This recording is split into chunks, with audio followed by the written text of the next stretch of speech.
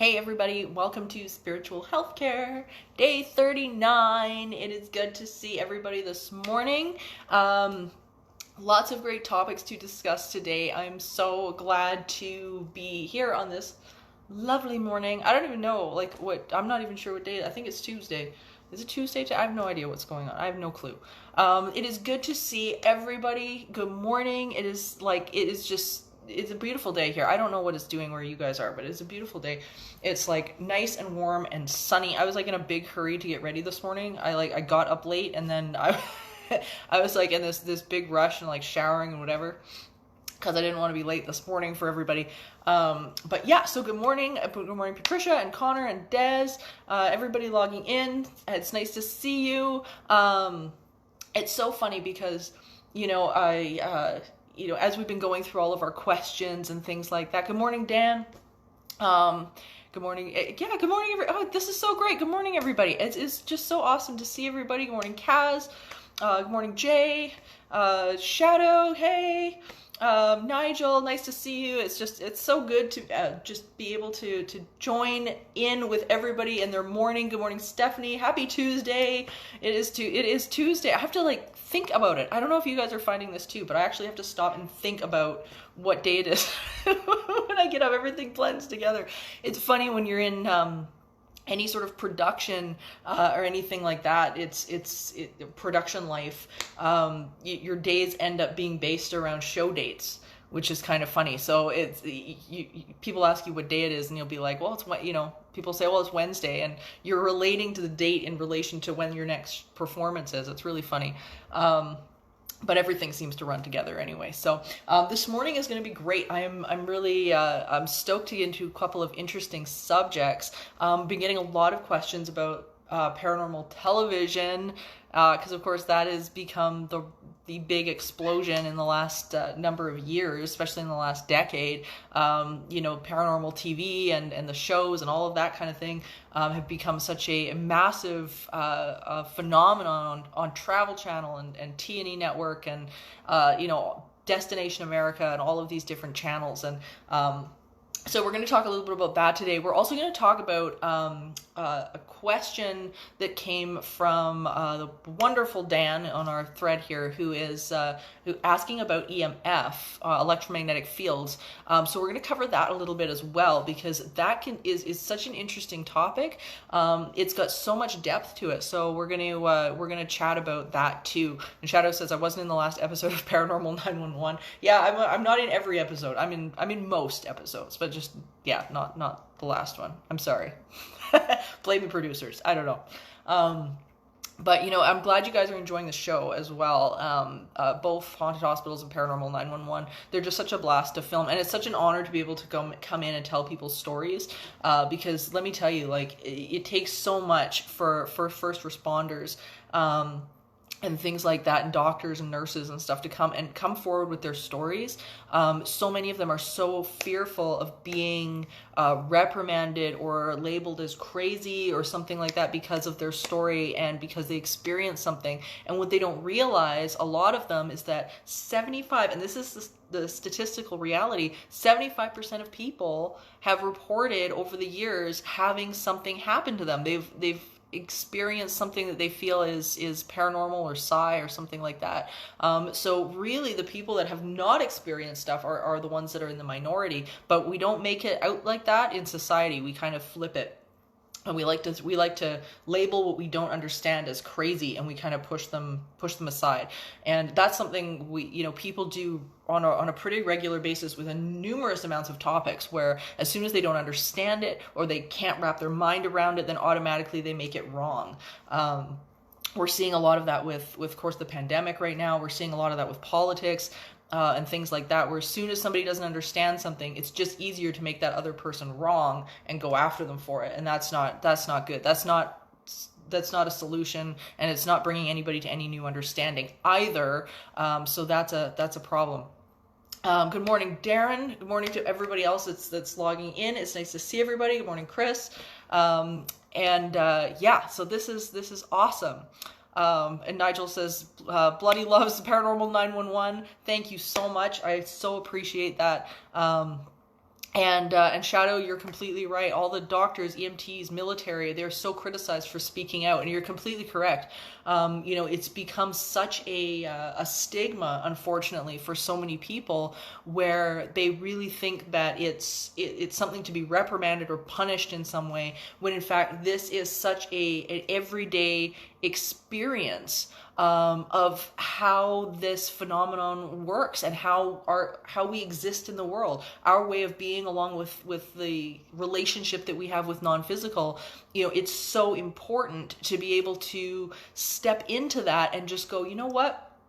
This is a part of normal. A good friend of mine, Dr. Cal Cooper, he's always saying that he doesn't like the term supernatural because it's not something that's supernatural. It's one of the most natural occurrences in our state of being. Even the death process is probably one of the most, of course, well, it is the most common occurrence in terms of everybody having that experience at some point. It's something we all have in common. So it's interesting how it just. And Connor says not just hospitals, and he knows what he had to deal with at the fort. Yes, Connor had some crazy experiences with an attraction here in Alberta, and it was just that was nuts. People that come at this subject matter as something that's critical, and reporting it in your job and just saying, look, stuff has happened, and being shut down and ignored. We talked the other day about the idea of validation and how important it is. And really, validation is something that is one of the most crucial parts of human existence, is where if that other person is not feeling validated, then automatically there starts to become this breakdown. And in order to understand and be able to connect with other people, we have to at least be able to validate their experience. It doesn't mean that we agree with their experience. There's a big difference, and that's something we should probably touch on. Oftentimes we hear the word validation and we think it's about making that other person right, or it's about making that person, opinion maybe okay, when maybe it's not okay. Maybe their information is way out in left field, or something like that. But we have to at least be able to acknowledge and validate the fact that that is their experience. It's their experience. We can't be judging other people for the experience that they're having. So for somebody to come and say, I had this, I saw an apparition, or even something as simple as, that person was mean to me. As soon as we stop, we might not view it that way, right? Maybe we think that person, I don't know, saw a shadow in a corner, cast by streetlights, or we thought that, that other person's criticism wasn't really a criticism, or whatever it is. But it doesn't matter, because that was the person's experience. So you can educate without being critical. You can educate without being demeaning of the experience that they're having of whatever it is that's going on. So that, as investigators, we have to be very conscious of that. And when we come to the TV shows, when it comes to stories that come into haunted hospitals or Paranormal 911 or anything like that, there's some cases, that we have to look at and go, you know what? I don't think this was something paranormal. I think this was due to medication, or this was due to, somebody, experiencing some level of trauma or something like that. But what they experienced is still valid, and their interpretation is still valid.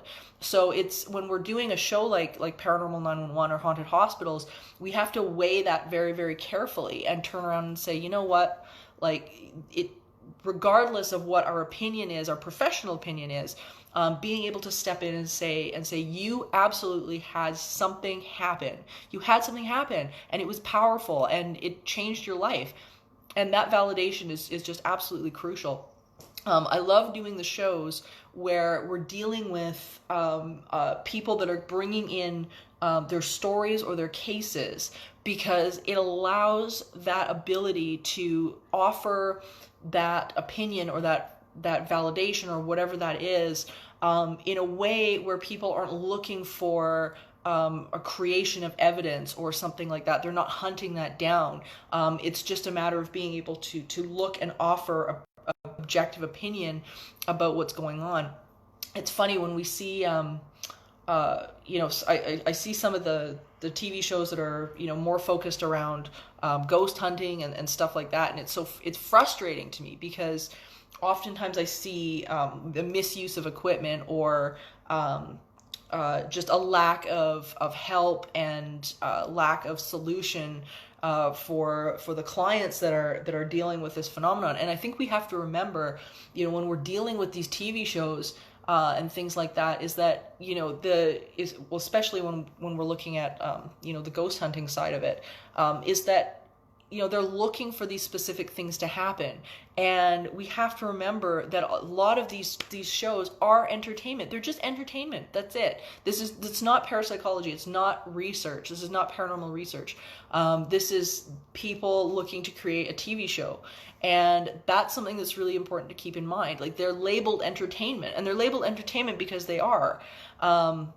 So, and as Kaz is saying, there's a lack of educating the people, and you know, you're completely right. There's this missing piece.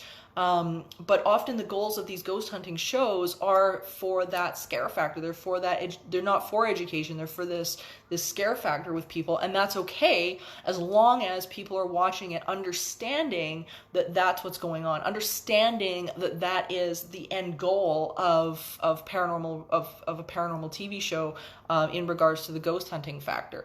You know, what I've loved about Haunted Hospitals and Paranormal 911, as well as past shows too, like Sightings or shows like that, that used to be on. Sightings was a fantastic show. It was very journalistic in its approach. It was hosted by Tim White and Linda Moulton Howe, who's an amazing researcher. She was the one that was fueling Sightings back in the day. It was on Fox, and it was a great television show. And it featured some amazing investigators.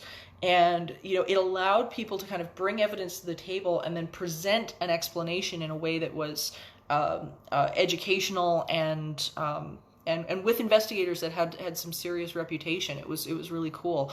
And as I say, what I love about things like Paranormal 911 is, you know, you're given a story, you're given a case, you're given a story, and you know, you are being trusted with that experience, that person's experience. And that's really hard for some people. It's really, really hard because they have not been able to do that, possibly even with their families, or anything like that. They've missed out on that level of education and validation, and they don't know what's happened. So they're looking for that explanation. So we have the honor of being able to take that story and then start to examine it. And I think it's a crucial part of parapsychology just in general, is being able to do that. There are some amazing resources that are coming out now in Brazil, and South America, places like that, counseling services for people who have experienced some of this stuff and are trying to process it and understand it.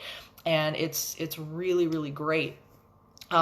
So when we're talking about the TV shows, the one thing that really gets me, and I think is important to note, is the lack of understanding of gear and understanding of equipment. Most of the people are not qualified to be using it anyway. You know, they're not electricians, they are not, you know, architects or engineers or anything like that. They're just the people sort of working to understand what they've got. And the blanket term that drives me insane, drives me crazy, is a blanket term that the meter is picking up on energy. Drives me nuts. And I'm going to tell you why. And this is kind of leading into the whole electromagnetic field topic as well. But it drives me crazy because there are there's a million different definitions of energy. So there's that, right? There's a whole bunch of them. There's the scientific ones, there's the emotional ones, there's the vibrational ones, there's all sorts of different types of energy that we can be talking about. So energy is not a measurement. It's not a measurement.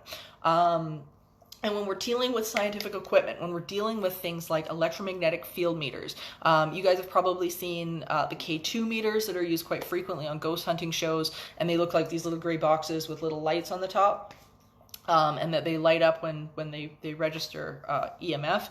And what people don't understand is how things like K2 meters actually work. What are they measuring? They're not just measuring energy.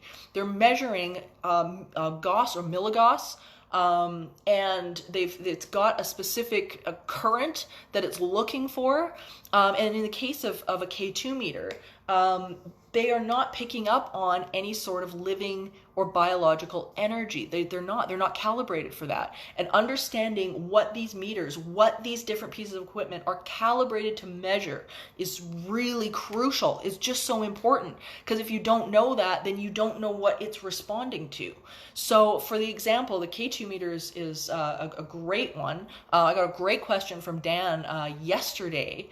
And he was saying, I know some of the basics of high-level exposures and recently found out my own Wi-Fi router seems to be a contributing and major factor to headaches and feeling a bit disoriented. What my K2 meter shows me at my desk was enlightening. And Dan, you're spot on in terms of using it the correct way. K2 meters are for electronics. They're for electrical equipment. They're not for living or energies or anything like that. They are for measuring, and they are calibrated to measure things like bad wiring and levels of electromagnetics given off by appliances, home repair, all of that kind of thing. So it's a different calibration than, for example, if you were using what they call a tri-field meter and detecting a living electromagnetic field. Okay, so because we give off those too, we give off those living fields as well, and that's something to keep in mind. So one of the things that I see oftentimes misused in terms of EMF on the ghost hunting shows is you'll see these tri-field meters, and they look like boxes with usually like a sort of a like a pegging dial that kind of turns this way, and they've got a knob or something like that to turn the settings on the main base of the box. And what I often see is these investigators, and they're wandering around with this tri-field meter, and of course it's pegging and it's beeping and it's making all these crazy noises. But here's the catch. Here's the catch with the tri-field meter. The way this thing works is that when you set it down, it takes a sample of its environment. So it's looking for the normal, is what it's looking for. It's looking for the normal settings without anybody around it. It's looking for what the normal looks like. And then what happens is that when a person moves in front of it, or a cat moves in front of it, or something else moves in front of it that is within that frequency range, the meter starts to go off because it's detecting that something is within that space. So what happens, and what I see so often on these shows, is these people taking these tri-field meters and walking around with them. And of course they're going off like crazy because you're disrupting the environment, and it's picking up on you. It's picking up on you. It's picking up on the people beside you. It's picking up on all of that. So of course this meter is going to be going crazy, and it makes it look like it's picking up on paranormal activity when it just isn't. They're just using it incorrectly. So when we start to look at terms like, okay, it's picking up on energy, we have to be able to define what that means. What does it mean? If I come into a room and I say, man, there's a bad energy in here, well, what is that? Is that the feeling of oppression? Is that an emotional sensation? Is that a physical sensation? And if it is a physical sensation, can that be measured or calibrated with something that you've got, a tool that you have? And so oftentimes, it's just something that people don't really consider or understand. So I think it's something to be really, really, really conscious about as we're going through this, is to take your questions to the next step with some of this stuff. Just take it to the next step. The idea that we've got an energy field or something that's affecting us in a home is really important to get. The other thing with EMF, Shadow asks, wouldn't they be going off all the time if it was registering the holder? The tri-field meters do go off every time. That's the kicker. The tri-field meters do. The K2 meters are a little bit different. The K2 meters are registering electrics only. Only. That's all they're doing. They're picking up on things like your cell phone sending a text message. That will set a K2 meter off. A walkie-talkie will set a K2 meter off within range. Meters, bad wiring in your walls will set the K2 meter off. Your fridge. And what's really fascinating is that sometimes electrical movement through ducts air ducts that are creating static, that will set them off too, because they're starting to create electromagnetics within the air. So we have to be, as I say, we got to be really careful about what we're measuring and got to know what it is. They are not calibrated to measure us, K2 meters. They're not calibrated to measure us. It's only trifield meters. So again, we've got 2 meters, both labeled EMF, both very different. They work in a completely different way. So something, as I say, we got to be careful about how we're labeling this stuff. EMF is tricky as well, because when we get high levels, Dan in his question mentioned the fact that he was noticing things like headaches and irritability. This is an interesting thing too. The EMF levels, depending on where they're sitting, the higher they are, oftentimes the more they can affect our perception. And this, as investigators, is so important. It is so important. And it's one of the first things we rule out right away, especially in Alberta, because we've got older houses, older buildings with wiring that does not have the same shielding on it that new homes do. They just don't. We've got a lot of the old copper wiring, so we've got really weird kind of fluctuations in electromagnetics in a lot of homes here in Alberta. And what's really interesting is that when those levels start to get a little bit high, and high, when I say high, it depends on the person, because some people are more receptive to this than other people. And when we start to get into the higher ranges for that individual, people can end up seeing shadows out of the corner of their eye. They can get that feeling of being watched. They get that feeling of oppression. They get upset. They get like irritable, headaches, nightmares, all sorts of weird things start going on. And we've had it where it's either been the home that's the problem, or there's actually been a transformer or something like that that's been outside that we've identified that has been so just, the field around it is just so broad that it's actually affecting the people in the house.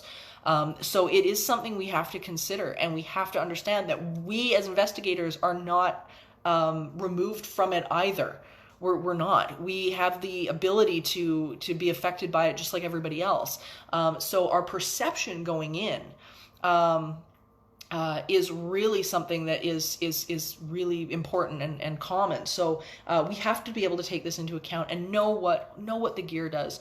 There's a lot of stuff that's coming out right now that is, people are taking very seriously. There's like all these apps on our phones and all of that kind of thing, and that's not real stuff. That's that's fun and it's entertainment and stuff like that. But the apps that's not the equipment you're looking for. When I was working with Stephanie before she died, it was always really great because she was always able to shed some great light on different equipment when it came to the architecture of homes. She was a architectural technologist with LEED certification, so she had that extra little bit of a boost in her education, and it was always great to be able to get that feedback.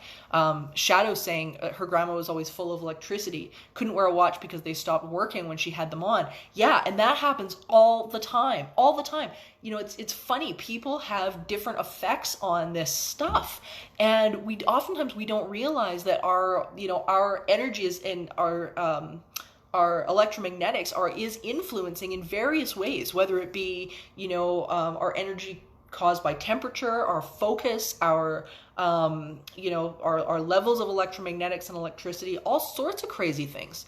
And it comes in all sorts of ways. So it's something to consider as you're kind of going you're going into these locations and watching these shows, because oftentimes there's been locations that we've watched on TV that we have personally investigated. And when we watch the setup of how how it looks and what it looks like, what I find really interesting is that you'll see furniture is moved into different places and things like that. And then all of a sudden, halfway through the show, the activity that starts happening in the location is around where these pieces of furniture have been moved to. And unless you were there prior, you wouldn't know that the furniture was different. But you kind of get the bead that it's been set up and rigged and filmed in that way. So it's it's interesting. You have to be aware of the tricks, the production tricks and stuff like that when it comes to paranormal entertainment. But my big thing is, I think they're fine. I think if you want to watch them, have at it, have a blast with them. But I think it's really important as investigators and as researchers as we go forward, especially when we're dealing with so much of the pandemic right now. We're dealing with a lot of stress politically. We're dealing with a lot of unknowns. There's been a lot of hatred towards other cultures lately because of misunderstanding of and not understanding, not taking the time to understand. And people fear the unknown. People really do fear the unknown. And it comes back to what I was saying at the beginning, where we tend to make people wrong. We just tend to make people wrong when we don't agree with, or we don't see what they're seeing, or we can't wrap our head around it. And we have to be very, very careful about this. We really do. And, as soon as these people sort of move in with these opinions, or saying or spreading fear, for example, everything paranormal is a demon. I hear that one on some of the shows all the time. And that does not help. It's not helping, because if we as professionals are stepping into a platform like this, like me being able to come on here and talk to you guys, and I am contributing to that fear of that unknown and saying, that's bad, that's scary, and whatever's unknown is probably evil. That's what people will then take away, and they take that into the world, right? So we have to be, as investigators and researchers, really, really, really conscious of, hey, wait a minute, what are we projecting? Because we've had a couple of instances that have been, reported to us over the years, where, somebody didn't receive help, for instance, like crucial help, for exactly where, they didn't receive some sort of crucial help, and something has happened in terms of, that responder or that person saying, well, I didn't help them because I was afraid of them, or I was afraid their house was haunted, or I was afraid, or whatever that is, whatever story they've told in their head. And that's something we have to be really careful of. So what we are projecting, how we are coming into the world, and the message, and how we are using this platform, I think is just so important, which is why I really get on my high horse about some of the paranormal shows, for this reason, is because I think it's something that we have to be very conscious of right now. If we're spreading fear of the unknown, it's getting translated into all of these other arenas, and it's that message is starting to bleed into various areas of our world. So I think we have to approach the unknown with curiosity. I think we have to approach it with intrigue and respect, and come at it from a open perspective and open mind, and be able to admit that we might be wrong, and that it's okay. Is my perspective wrong? We have to be able to acknowledge that is a possibility, that might not be the reality of what's happening, and we might be telling ourselves a story about that. I talked about that a little bit in my book, Teaching the Living, because it's easy to turn around and say, for example, see a glass flying across the room and hitting the floor, and then to turn around and state the fact the glass fell across the room and hit the floor, or flew across the room and hit the floor. Or we could add to that story and say, that was the most terrifying thing I've ever seen. Oh my God, I don't know what to do. That's not true. That's not the most terrifying thing you've ever seen. And you do know what to do. The incident is over. So how we're adding to the facts of that is really important, in how we frame it. And I think the ghost hunting shows right now have to be very conscious of how they are presenting this information. Because if they're saying that everything is just unknown and just, not good, and whatnot, then, we have to understand that there's repercussions for that. It's just super, super important. So that being said, I'm going on and rambling like crazy mad. I have an awesome reading for us this morning, that I wanted to share with you guys. And it is from our awesome book, Eckhart Tolle's Oneness with All Life. I love this book. It's so good. It's so good. And I wanted to read this for you guys because it really does relate to what we're talking about today. The primary cause of unhappiness is never the situation, but your thoughts about it.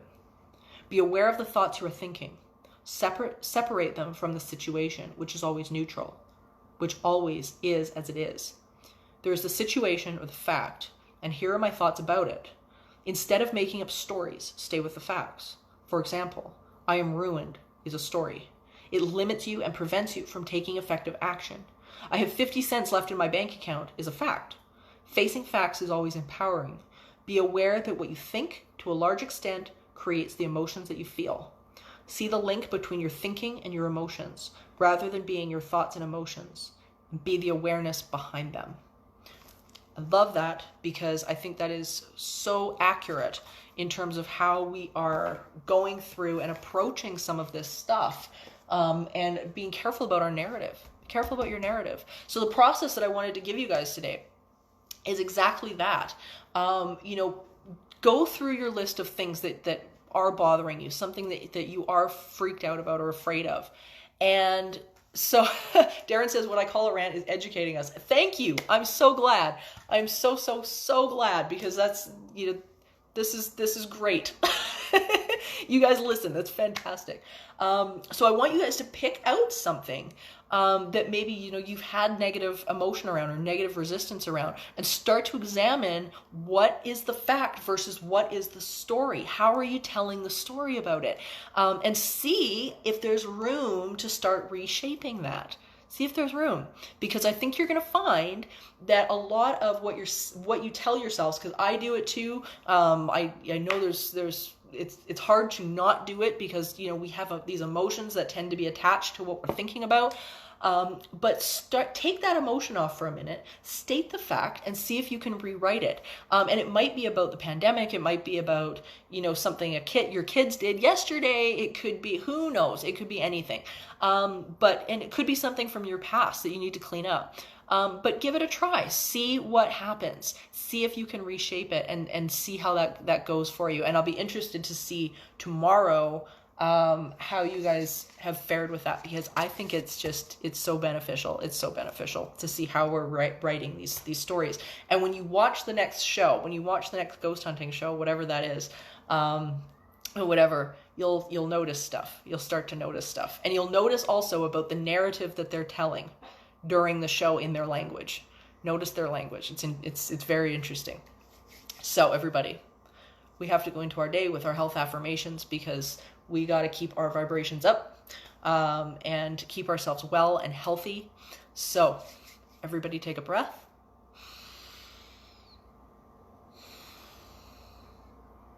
It is natural for my body to be well. Even if I don't know what to do in order to get better, my body does. I have trillions of cells with individual consciousness, and they know how to achieve that individual balance. When this condition began, I didn't know what I know now. I don't need to understand the cause of this illness. I only have to gently, eventually release this illness. It doesn't matter how it got started, because it's reversing its course right now. And there's no hurry about any of this. My body knows what to do. Well-being is natural to me. My inner being is intricately aware of my physical body. My cells are asking for what they need in order to thrive, and Source is answering those requests. I am in very good hands. My only work is to relax and breathe, and I can do that easily. Everybody take a breath. Thank you all for another awesome morning of spiritual health care. And tomorrow, you guys, is day 40. It's day 40 of this. Isn't that crazy? That's crazy. Crazy as hell, I tell you. But we are having fun. We are sure having a blast.